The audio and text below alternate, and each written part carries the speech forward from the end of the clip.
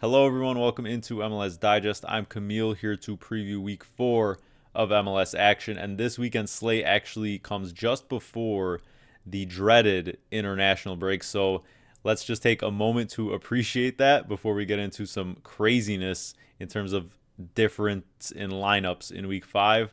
And before we get into everything you need to know for week 4, we need to go ahead and look at everything that happened midweek in terms of CONCACAF Champions Cup because we are now on to the quarterfinal stage. So unfortunately, CONCACAF didn't want to update this page until all the round of 16 matches are done, and there are still 2 left to be played at the time of this recording tonight, Thursday.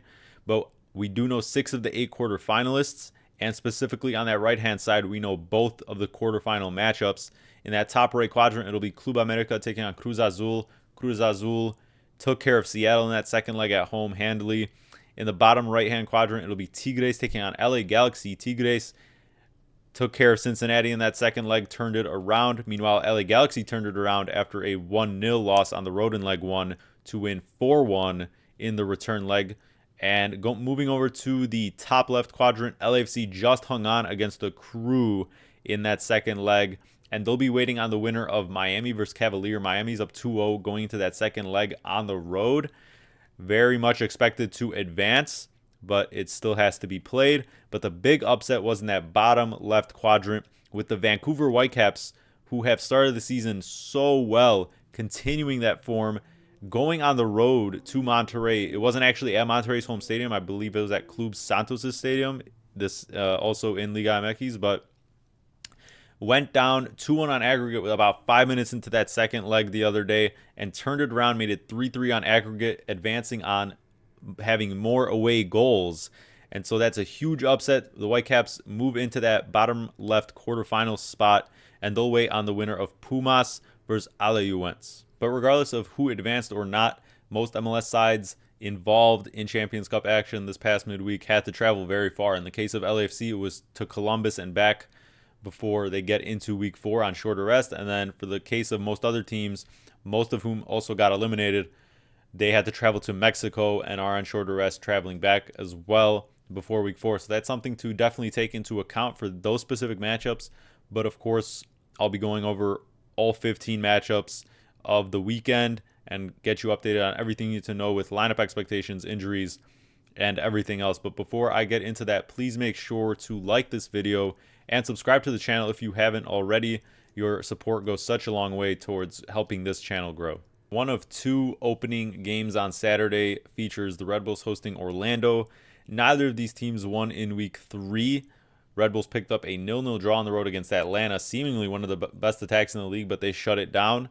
And Atlanta now 2 straight weeks getting shut out.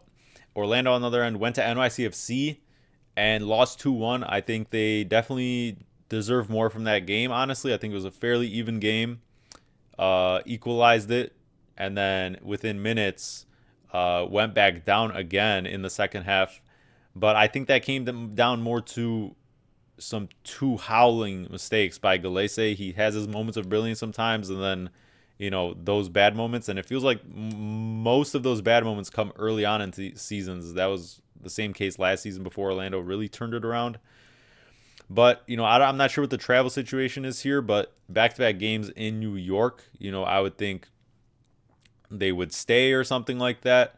And at the same time, while the Red Bulls did win their opening match at home, their only match at home so far this season, 2-0, a comfortable win against Nashville, they also have had some scoring issues. They've been shut out in two of those other games now, both those being on the road. Yes, they're at home here, but that is also due to the fact that they have so many injuries on that front line. Lewis Morgan is going to be out for, another couple weeks.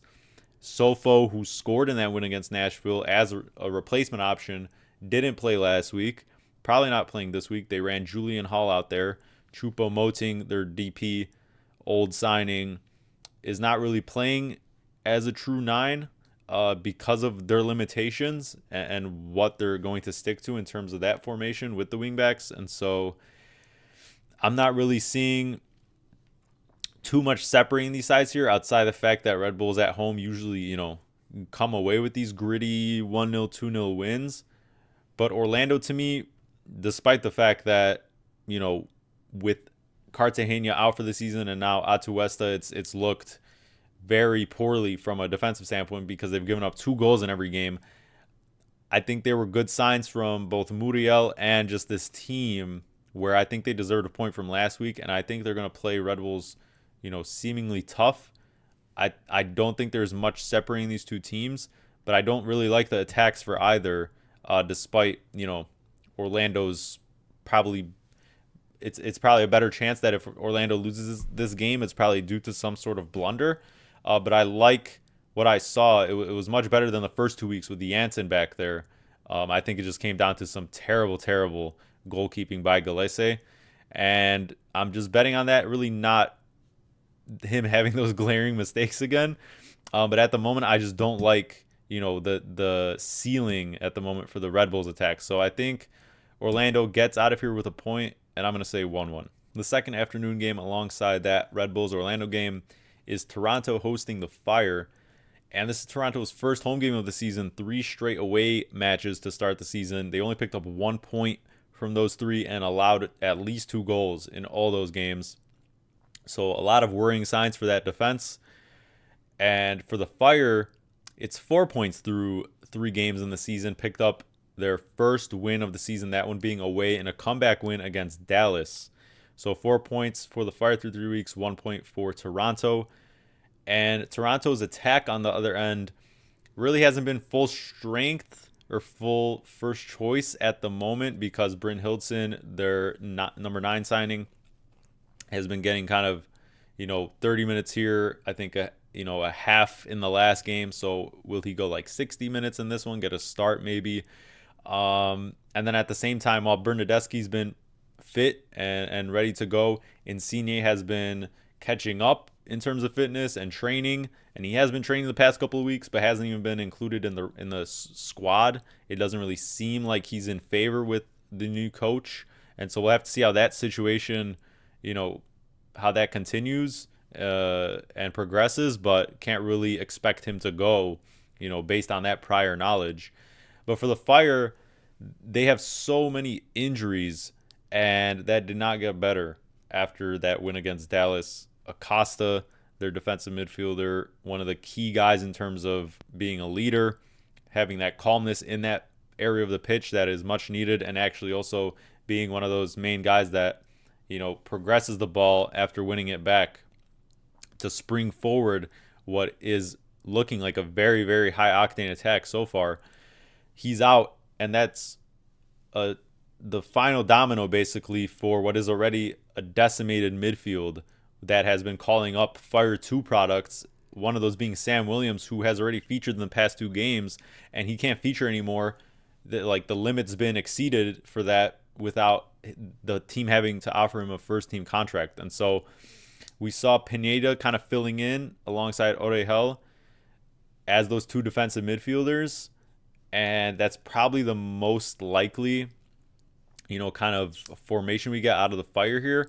But that might mean that it's not as easy for them to kind of transition and spring forward in attack unless Brian Gutierrez kind of takes on a little bit more responsibility. And I'd love to see him personally as a Fire fan, take on that responsibility and see how he kind of grows and see how he does with this more responsibility going forward, because it's going to be needed. Otherwise, the Fire might be pinned in their own half, in a sense, even though Toronto's attack hasn't, they've scored 2 in the first 2 games, but the chances they've been creating, the fact that it's not full strength, it hasn't really even looked in the eye test very convincing. But being that they are at home, I think Toronto's going to have a little bit more of a bump, and it's hard to trust the Fire's defense at the moment to keep a clean sheet, even though this Toronto attack isn't really, to me, very convincing. So I'm not really sure where I see this game going. I could see the Fire making things difficult again. They won 4-1 on the road in this fixture last season. But with that midfield situation, once again, being completely different than it was week 3, week 2, week 1, like it's literally changed every week. It's hard to know what you're going to expect from this Fire team, because that attack needs to, it needs to be involved in some way, but that midfield, I'm not sure it can, progress the ball, in the right way. And so paired with the fact that there's going to be a lot of, it seems like there's going to be rain, and the weather conditions might not be the best. I'm not really sure where I see this one headed. I think the Fire do get a point out of this one, though. I'm going to call this one 1-1 as well. LAFC hosts Austin in the last game before the main night slate. And this was almost looking like a terrible week for LAFC because in week 3 last weekend, they got pummeled 5-2 by Seattle in a rotation game of sorts because both were coming off the first leg of their Champions Cup round of 16s and both heavily rotated, but Seattle had the much better depth. But they went into the second leg of their Champions Cup on the road 3-0 up against the Crew, but the Crew made it 3-2 by halftime. But eventually LAFC held on and got a late goal to, confirm everything. Advanced 4-2 on aggregate against the Crew, and they're waiting on Miami or Cavalier at the time of this recording. And Cengiz Ünder, the new right winger signing, finally featured and got the assist on that, fourth goal in the tie for LAFC at the death. Will he finally make a start in this one? I wouldn't go that far. Maybe playing a half this time, like the second half.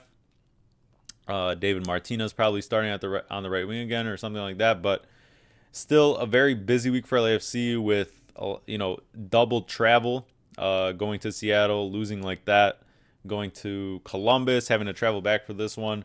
So definitely some rotation in mind. It seems like Maxime Chanot, one of the top defenders on the team, is maybe finally easing his way back towards a debut this season, but probably not a start, And on the other end, Austin's all their 3 games have had 1-0 score lines. They've lost 2 of them, so they've been shut out in the past 2 games, including last week against the Rapids, where they went down early, got a couple penalty calls for themselves called back, and find themselves just as frustrated as they were for most of last season.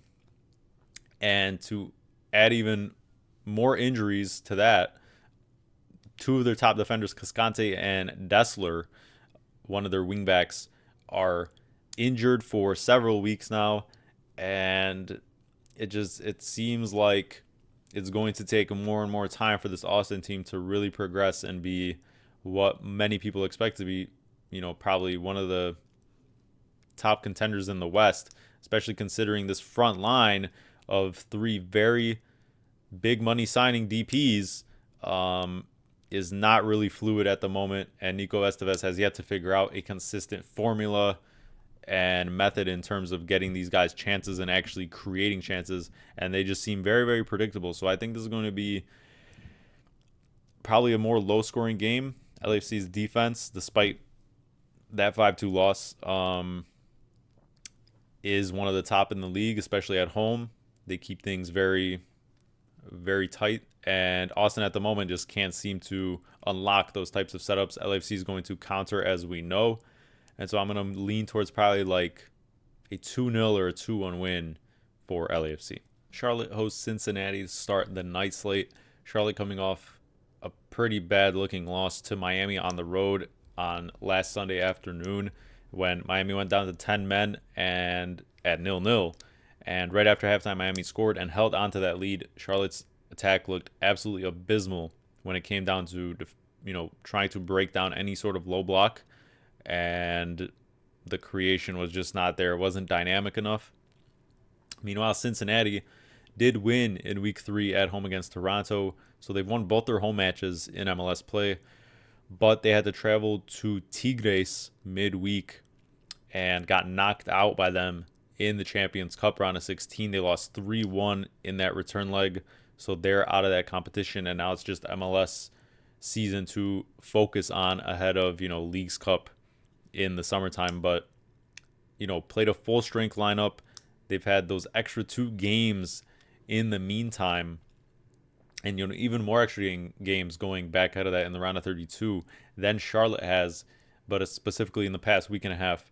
Those extra games plus traveling this past midweek, and those are 2 very tightly contested games because Cincinnati went up 1-0 at halftime in that second leg and we're up 2-1 on aggregate before Tigres turned it all around. But very hard fought games, and that's going to be wearing on them. That they're probably going to rotate a little bit, Evander did basically play the whole game there after dealing with some sort of back injury from the first leg, but the defense hasn't really looked as sharp enough. They don't have all their guys back. Miazga's still working his way back, and specifically on the road. In their 2 road games this season, or the past 2 road games, not including that round of 32 of Champions Cup, 4-1 loss to the Union and a 3-1 loss to Tigre. So they're showing a little bit more openness. And so I think Charlotte will turn it around from that last week loss to Miami. Dean Smith, I think, is a fantastic coach. And they're going to be fully healthy here once again. And at home, we know I've harped on this so many times. And I've taken Charlotte so many times in situations like this where they're just such a different team at home, especially defensively. They're already one of the best defensive teams, but at home, they really lock it down.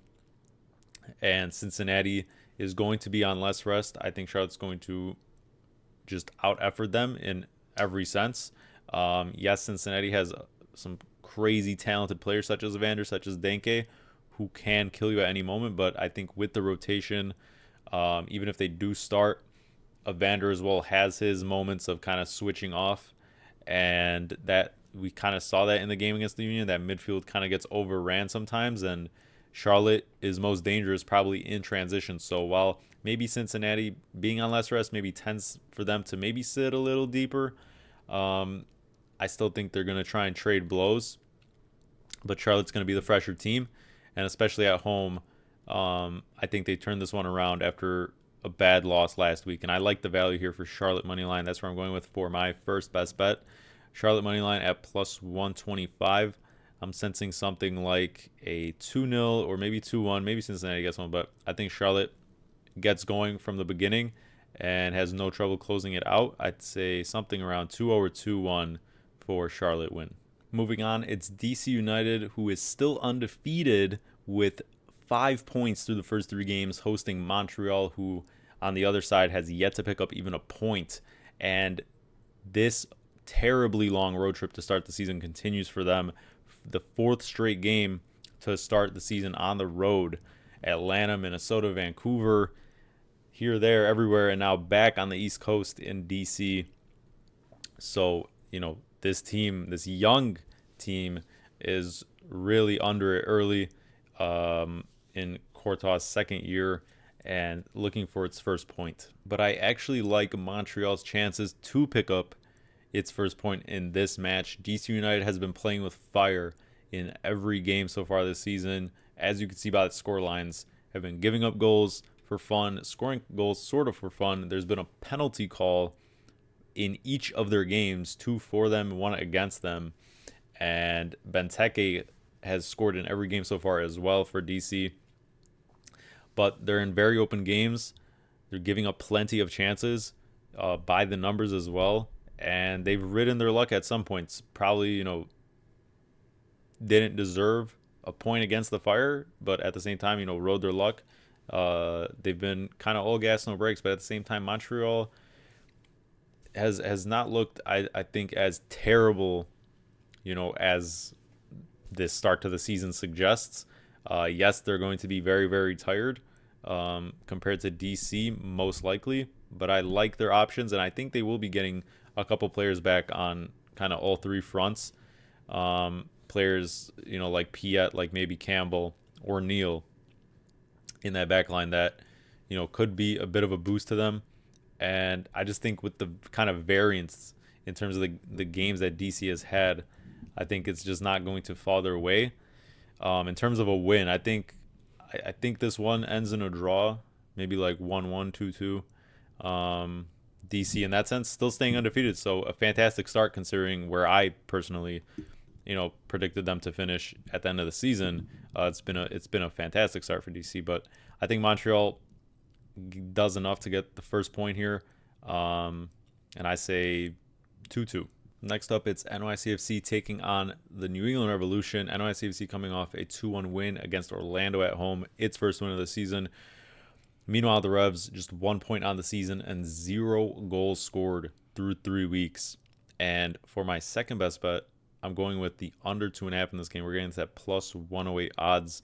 I really like these chances here, considering the fact that if you really look at NYCFC's games a little bit more deeply, it was a 2-2 draw on the road to Miami, which got a red card early, which allowed New York, to make it easier for them to score some goals. And Miami has very open games for the most part generally. They went on the road to LAFC. They're not a good road team by any means, NYCFC anyways. That was a 1-0, a game with very limited chances, a game-winning goal by LAFC as well that came at the death. So NYCFC at the same time made it very, very difficult. And then in that win against Orlando, it was 0-0 at halftime. A very even game. And like I talked about in the Orlando Red Bulls preview, I just don't think NYCFC did enough to actually, in a sense, earn those goals. Like, I don't think those were the most indicative goals of the fact that NYCFC is very talented or very like a dangerous side.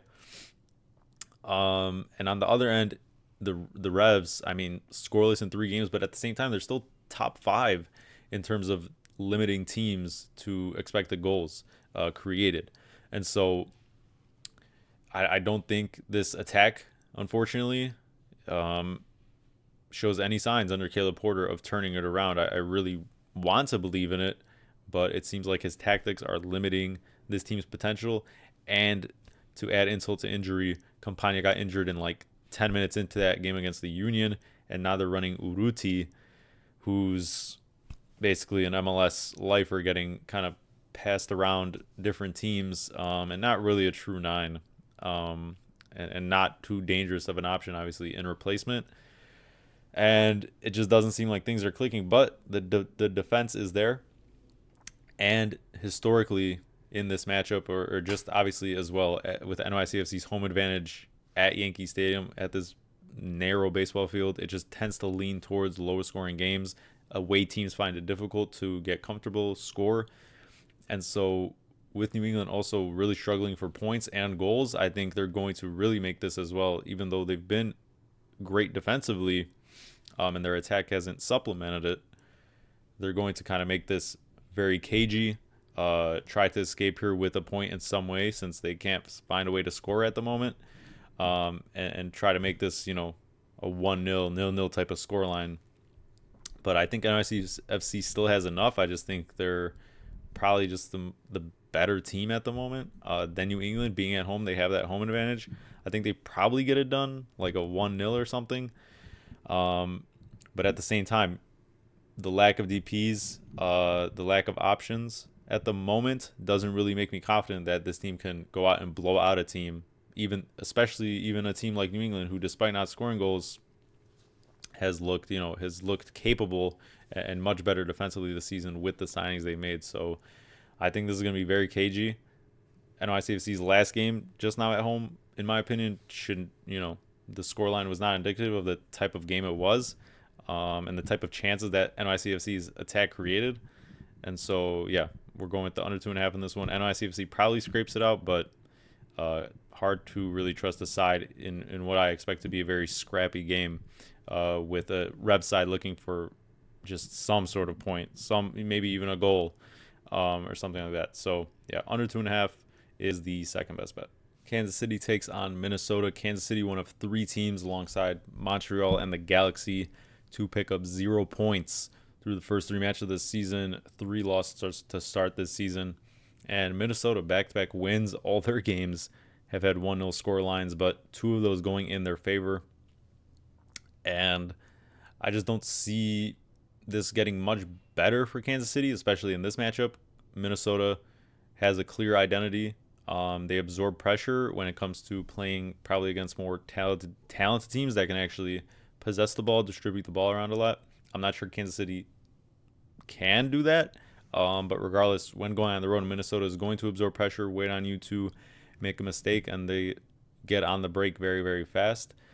But the thing with this match is, even though international break isn't really here yet, the earliest call-ups are for the Canada and USA squads, which is March 16th, which is Sunday, even though there are still games going on Sunday. Obviously, this game is on Saturday.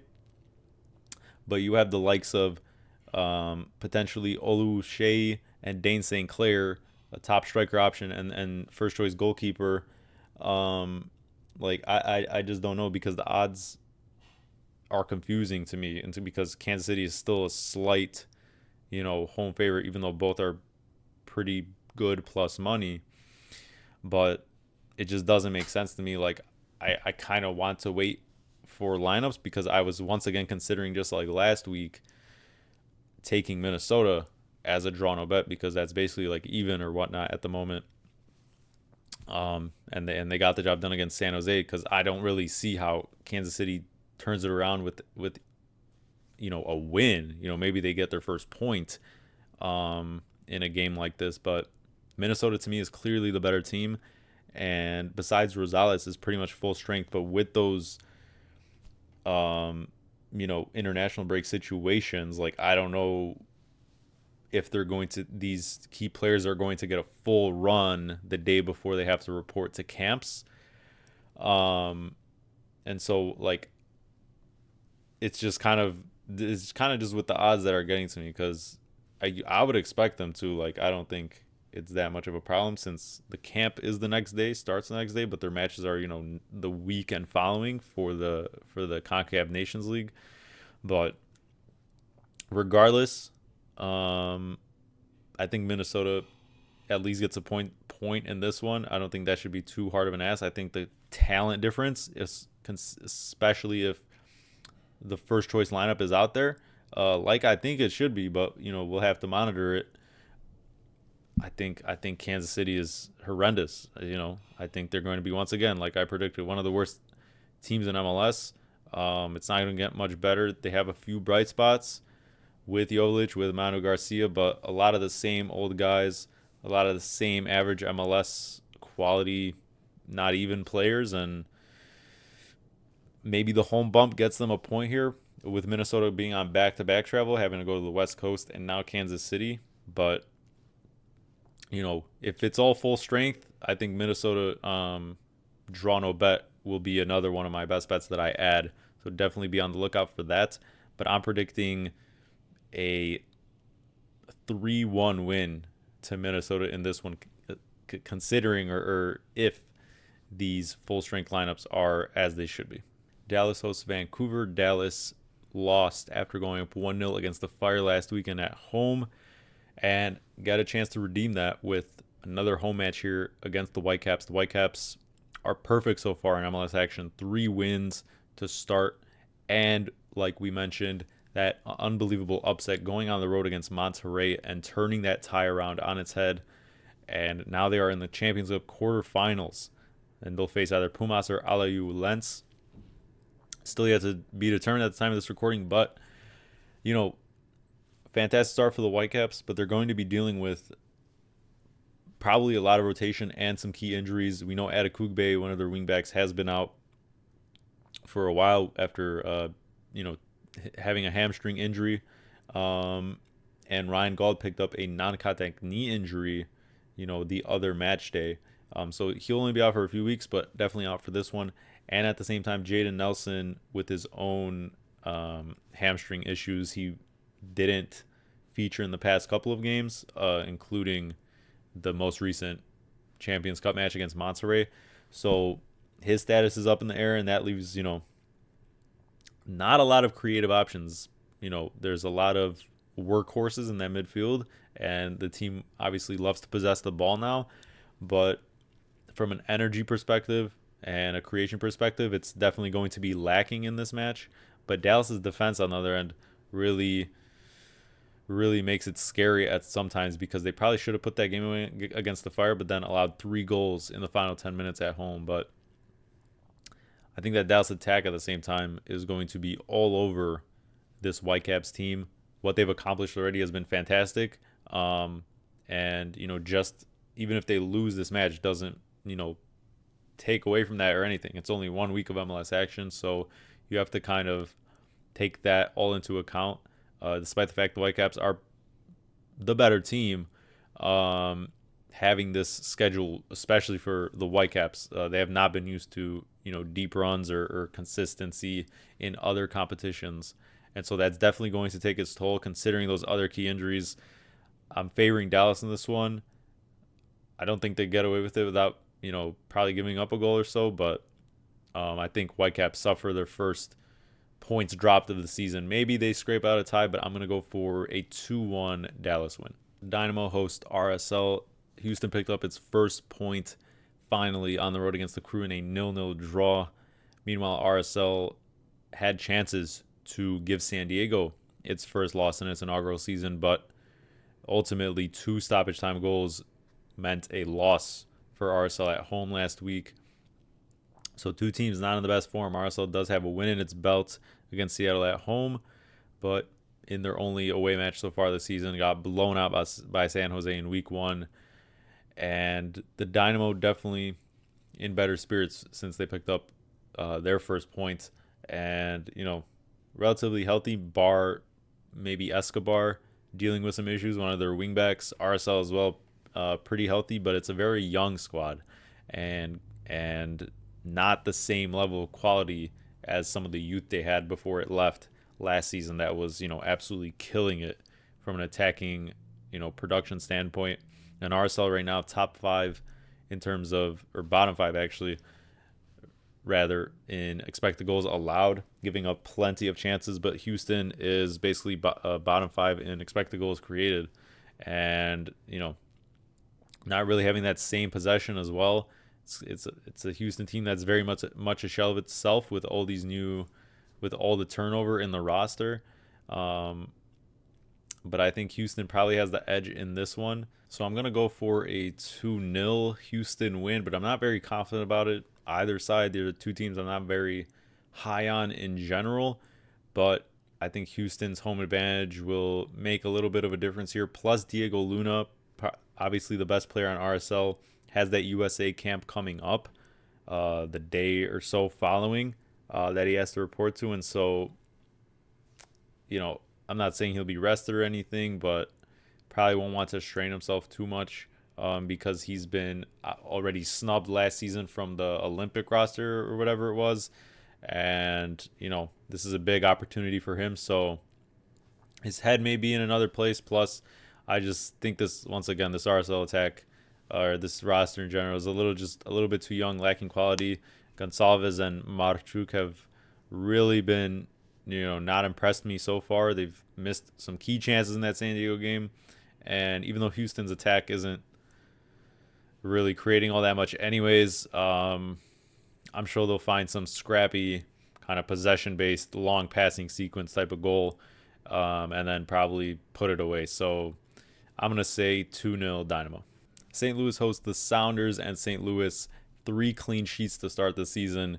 And finally now its first win coming in week 3 against the Galaxy. The Sounders, yes, they did pick up that big win against LAFC last week, but a lot has changed since then with the midweek game against Cruz Azul. They got knocked out, which was already bad enough, of Champions Cup. Now they're out of Champions Cup. But a big thing going into this season for the Sounders was their depth, and a lot of their players and one key player that they signed took some pretty significant injuries, the big one being Paul Arriola, the signing from Dallas, picking up an ACL injury, so he's out for the season. That leaves really Paul Rothrock as your main guy on that left-hand side, so he's going to be having to get a lot of run once again, just like last season. And Pedro de la Vega, he got injured in that LAFC match, didn't play in that leg 2 against Cruz Azul with a quad injury. And with his injury history, they've been leaning to be more cautious with him. And, so I would probably say, since we haven't gotten an update yet, that I would lean towards him not playing, or if anything, featuring very, very late. And also Jordan Morris, the top striker, the guy who just set the record for most Sounders goal in history by a player, pulled his hamstring in that Cruz Azul game, so they're going to be cautious with him. Obviously not going to be out for that long, but right away in this match, that's another key injury. So you lose a lot of creation. You also are on much shorter rest. You travel to Mexico, a gut-wrenching loss, and some other injuries. It just doesn't look good, especially against a team that has yet to concede a goal at home on obviously normal rest. And once again, very, very healthy, with finally the attack, seemingly clicking. And so this is another one I might be monitoring for a bet, but everything points to, St. Louis City continuing what is now looking more like a fantastic start to the season with that win in week 3. So I'm going to lean towards a 2-1 City win. Next up, it's San Diego hosting the Crew, and the new team is still undefeated. A second win in 3 matches, so that's now 7 points to be one of the top teams in the West so far in MLS action, taking on the Crew, who, coming off that 0-0 draw against Houston, tried to claw their way back against LAFC, but were ultimately knocked out on aggregate 4-2 in Champions Cup. And it's now back-to-back weeks as well of West Coast travels, with that first leg being played in LAFC before that match against Houston, then that second leg at home, but now have to travel all the way back to the West Coast for this match against San Diego. And we've seen outside that first game against the Fire that they've really been maybe struggling to stay as energetic, as have those same fresh legs, especially with this limited attacking depth now with the players that left. You really only have one true striker in Russell Rowe, Diego Rossi, trying to pull the strings. Other than that, obviously the system is there, but we've seen 1-0 win on the road against New England, who has looked a pretty tough defensive team. A 0-0 draw against Houston that, yes, they probably had a chance or two that was very more clear cut that they could have won on, but once again, the attacking quality has not been there. And outside of that, in that match, a very scrappy, not as highly energetic game, considering the fact they had the Champions Cup to worry about. And now they just put so much effort forth against LAFC to try and come back, and didn't. They have to travel, and they face a San Diego team that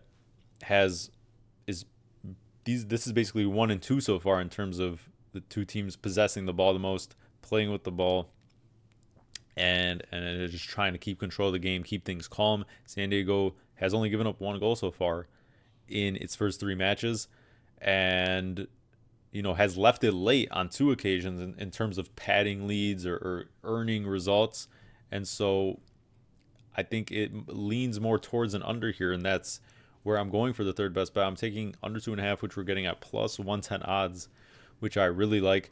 I think there's going to be 2 teams that are, San Diego being at home after a 0-0 in its home opener, probably going to be taking more initiative, the more better rested team against Columbus. But Wilfried Nancy will have a plan in place, of course, despite all these issues I've mentioned. And we've already seen that type of approach in a few games like the past 2, specifically in MLS play. And being on the road here, I expect a little bit more of the same. I think they're going to take the sting out of the game that San Diego is going to try to bring, and it's going to be a little bit scrappy. I think, San Diego without Chucky Lozano, once again, not to the peak capabilities in terms of that attacking potential. They've left it late, and that could probably be one of the only ways we get burned here, is one of these teams padding the lead. But I just don't see this being, a high intensity game. I see both teams trying to, take control of the match. That's clearly San Diego's identity, to limit the chances that teams are creating. And both these teams are top 10 in terms of the least amount of expected goals allowed to other teams so far through this season. The Crew are coming off this congested schedule finally, where they could focus on MLS play, but I think it's still going to take some time to, click for this team. And this quick of a turnaround doesn't really lend itself to me to having many goals. So that's where I'm going with this best bet, with the under 2.5. Close out Saturday slate. It's the Quakes hosting the Rapids. This is San Jose's second match in a row at home. This is the Rapids' second match in a row on the road. And Quakes were shut out in a 1-0 loss against Minnesota last time out. Rapids went on the road for the second result in 2 road games so far in the season, for a 1-0 win against Austin after picking up a point in week 1 against St. Louis on the road. And where I'm going for this one, for the fourth and final best bet of the show, is both to score and over 2.5. San Jose put a lot of pressure on Minnesota last weekend, probably unlucky to not at least escape with a point, but a big part of that was Hernan Lopez, their key number 10 creator, being out. They ran Pellegrino, who's probably more naturally a winger, in that role, and Minnesota obviously came in with a plan to absorb pressure and sit back. So it was difficult considering the tactics that the opponent came in with. But now they're getting Hernan Lopez back from that red card. They're going to be full strength in the attacking regard here. And for the Rapids, full strength just as well. Champions Cup, that defeat is long behind them. Yes, it's a second game on the road, but this attack has already turned it around since getting out of Champions Cup. Obviously, that 3-3 draw against Dallas immediately following, and then going on the road again. They were one of the best road teams last season, and once again, I think are going to keep showing that this season with this approach. And both these teams are bottom 6 in terms of giving up the most expected goals allowed so far through 3 weeks. And San Jose, on the other end, they're facing the most post-shot expected goals, for shots on target that they face. Now, Daniel has been finally a big goalkeeping upgrade for the Quakes after kind of a carousel last year of goalkeepers that were severely, underperforming compared to, the metrics and the types of shots that they were facing, which led to one of, if not the worst, defensive, performances in a season in terms of goals allowed last year. But regardless of Daniel's, pretty good season so far this year in terms of being a stable goalkeeper, San Jose is still allowing that top level of expected goals per shots on target. So they're still giving up high danger chances, and when they face shots on target, it's usually very high danger chances that you wouldn't expect many keepers to save. And so I just expect an open game in this one. The Rapids, yes, they've held 2 clean sheets so far in both their road games, but kind of riding their luck in a sense a little bit. They've already allowed over 3 XG combined in both those away games, which is leading the West so far in terms of those away stats. And Zach Steffen at the same time has been just playing fantastically in net, overperforming a little bit in terms of those numbers to keep the clean sheets. But I think that kind of trend breaks here in a way. I like San Jose's attack. They're getting one of their key playmakers back, and they're going to be relatively healthy here. They're going to have that home bump, and I'm sure they're going to be frustrated after, even though they faced a stout Minnesota defense that the Rapids also sort of bring with the new additions they've made. San Jose definitely still was dangerous in that game despite being shut out, and on another day would on a little bit of a luckier day would score. And so as the home team as well, I think both should have no trouble scoring. I think the Rapids honestly pull this one out, if I'm being quite frank, but I think neither should have either trouble scoring. I think it'll be a very open game, and the Quakes defense as well, specifically, even though they improved so much on their attack, still have a lot of those same pieces from last year that were part of that historically bad season. So that's where I'm going with for this bet, the both score and over 2.5. This week's Sunday slate has 3 matches instead of 2, and the first of those is the Union hosting Nashville. The Union starting perfect, one of only 2 teams, including the Whitecaps, to start 3-0 this season and get to host here against Nashville, which finally picked up its first win of the season after 2 missed penalties, but eventually a 2-0 win against Portland. And it's hard not to like the Union for a 4th straight win in this one against Nashville, which so far from an attacking perspective hasn't looked, much better or taken many strides from last season. But I will say in that last game against Portland, with Yazbek and Tagseth now in that midfield, a little bit more creativity, a little bit more initiative in terms of possessing the ball, actually having ideas. But at the same time, it is against Portland, which I am absolutely not, fond of that back line or high on. And so kind of have to take that performance with a little bit of a grain of salt. But regardless, a good win to get Nashville finally off the mark for the season. But considering the conditions as well, I don't think this is going to be too straightforward for the Union, especially if they're not able to, retain possession all that much against the Nashville side. That is going to make things very, very narrow, very difficult on the road. And regardless, though, I'm gonna say the Union get it done, but it's probably gonna be a little bit ugly, such as last week maybe, where they probably should have put away New England much, much earlier. But this attack just looks, undeniable at the moment with Baribo leading the line. He has yet to not score in a game so far this season. And with everyone else healthy, everything's clicking. Might be getting Nathan Harriel back as well after he's played some minutes with Union 2 the past week. But I think Union just get by Nashville for fourth straight win. I say 1-0 to Philly. Sunday's second match is between the Timbers and LA Galaxy. The Timbers lost to Nashville last week on the road. Their only win so far has come at home. This is going to be their third home match in 4 games.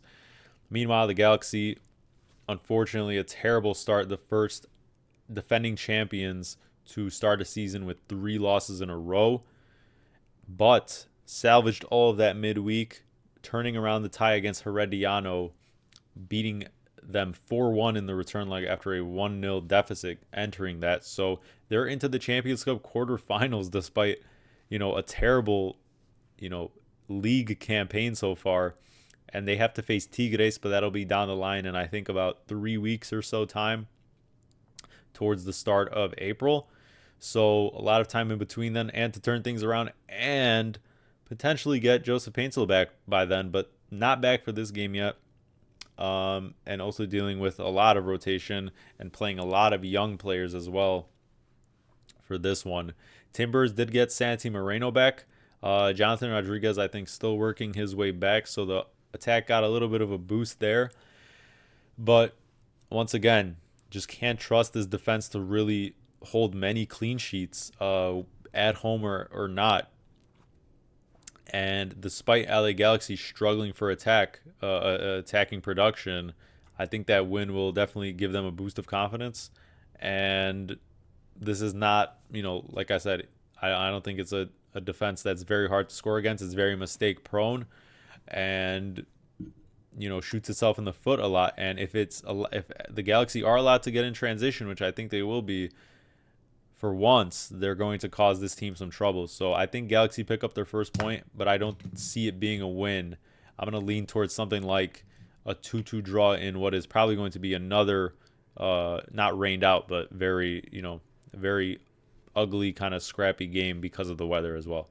Week 4's edition of Sunday Night Soccer is between Atlanta and Miami, the high drama round 1 playoff series from last season where Atlanta against all odds knocked out Miami, but this is a much different Atlanta team at the same time, and they get to host this one against Miami after being shut out in back-to-back weeks against 2 pretty good defenses in their own right, actually, Charlotte and New York Red Bulls.